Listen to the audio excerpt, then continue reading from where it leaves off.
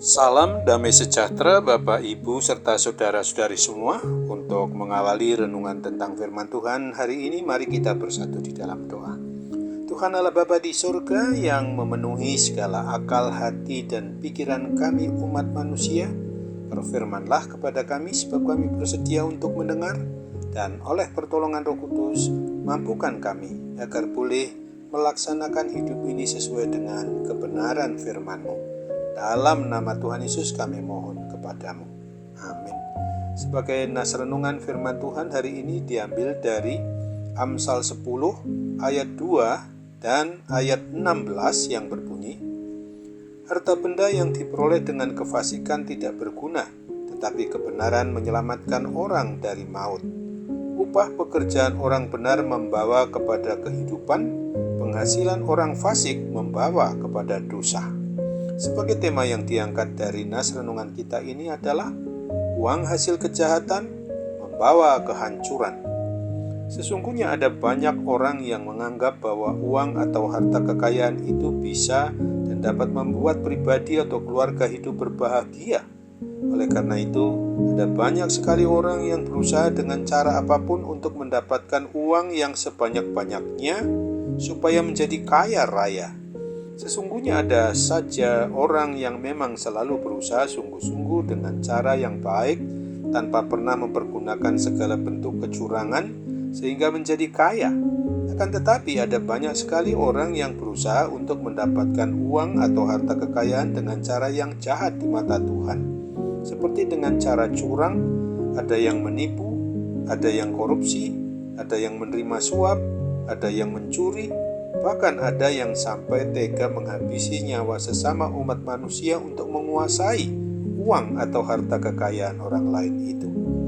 Nah, renungan tentang firman Tuhan pada hari ini sangat tegas dan hendak mengajarkan serta mau mengajak kita agar kita sebagai pribadi atau keluarga orang yang sudah mengaku beriman percaya kepada Kristus ini, jangan sampai kita melakukan perbuatan sebagaimana yang menjadi kebiasaan orang fasik atau orang jahat di mata Tuhan Yesus Kristus untuk mendapatkan harta yang bukan haknya, karena harta yang diperoleh dengan cara demikian akan mendapatkan sesuatu celaka dalam kehidupan rumah tangga atau pribadi.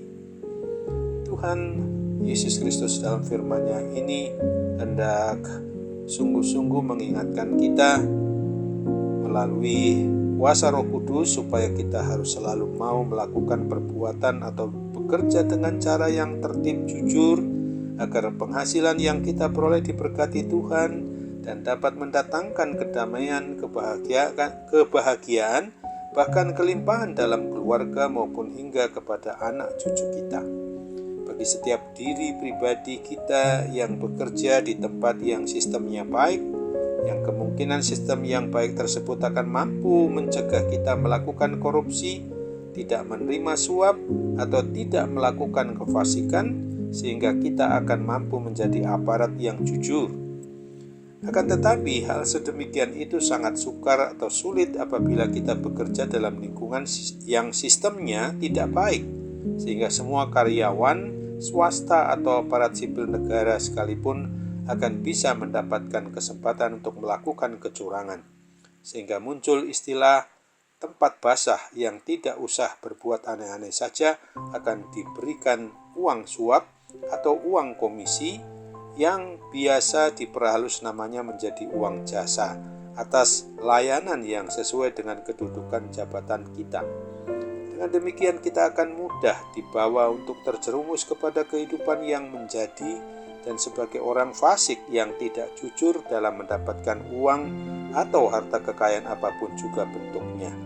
Nas renungan tentang firman Tuhan pada hari ini sedang mengajarkan dan mengajak kita sebagaimana pribadi atau sebagai anggota keluarga yang mengaku beriman percaya kepada Tuhan Yesus Kristus, agar kita selalu memohon pertolongan dan bimbingan Roh Kudus untuk mampu membedakan mana uang yang halal dan uang yang haram. agar jangan sampai kita tergoda untuk menerima uang haram, yaitu uang yang bukan menjadi hak diri pribadi kita sendiri. Sebab apabila kita mau menerima uang yang bukan hak diri pribadi kita, maka uang itu termasuk yang diklasifikasikan sebagai uang haram yang tidak diperkenankan dan tidak akan pernah diberkati oleh Tuhan Yesus, dan pada ujung-ujungnya akan membawa kehancuran yang akan menghilangkan kedamaian, kebahagiaan pribadi maupun keluarga atau rumah tangga kita. Oleh sebab itu, ingatlah akan firman Tuhan yang ditulis di dalam Keluaran 23 ayat 8 ini.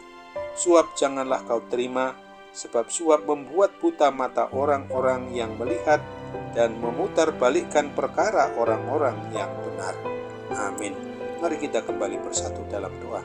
Terima kasih Tuhan Bapa di surga untuk firman-Mu yang pada hari ini mengingatkan kami agar kami menyadari betul bahwa uang yang dihasilkan dari tindakan kejahatan itu akan membawa kehancuran bukan saja pada kehidupan kami di muka bumi ini, tetapi kelak kami akan dapat menuju kepada suatu kematian yang kekal, hidup yang memang mempersiapkan diri karena ingin masuk ke dalam api neraka, maka itu akan sungguh-sungguh yang harus kita hindari.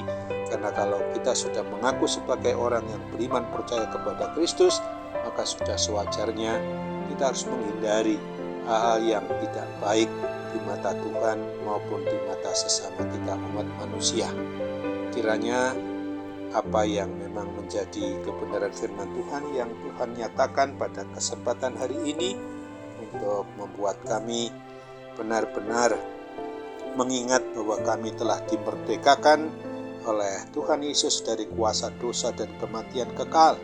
Juga mengingat bahwa kemerdekaan bangsa Indonesia adalah juga harus dilakukan dengan jerih payah, harus juga mengusir segala bentuk pemerintahan kolonial, supaya kami sadari bahwa hal itu adalah anugerah yang Tuhan berikan kepada kami bangsa Indonesia.